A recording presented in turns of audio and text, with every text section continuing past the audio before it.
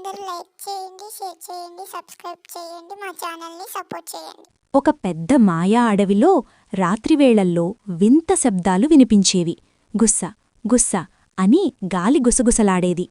ఆ అడవిలో కుందేలు, కోతి, నక్క, జింక ఆల్ జంతువులు కలిసి ఉండేవి.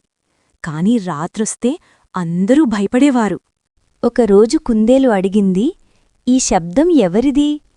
అప్పుడు ఒక పాత చెట్టు దగ్గర నుండి నెమ్మదిగా ఒక నీడ బయటికొచ్చింది. అది ఒక దెయ్యం. దాని పేరు గుసగుస దెయ్యం. కోతి భయపడి చెట్టెక్కింది. నక్క నెమ్మదిగా వెనక్కి తగ్గింది. కాని జింక ధైర్యంగా అడిగింది, "నువ్వెవరు?"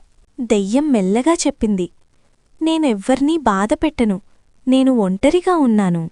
జంతువులు ఒకరికొకరు చూసుకున్నారు. కుందేలు ముందుకు వచ్చి చెప్పింది, "మేము నీకు ఫ్రెండ్స్ అవుతాం."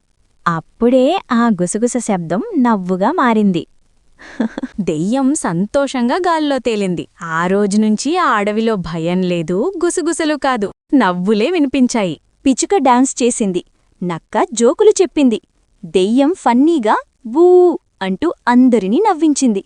అడవంతా సంతోషంగా మారింది. ఎవర్నైనా అర్థం చేసుకుంటే భయం పోతుంది, స్నేహం పెరుగుతుంది.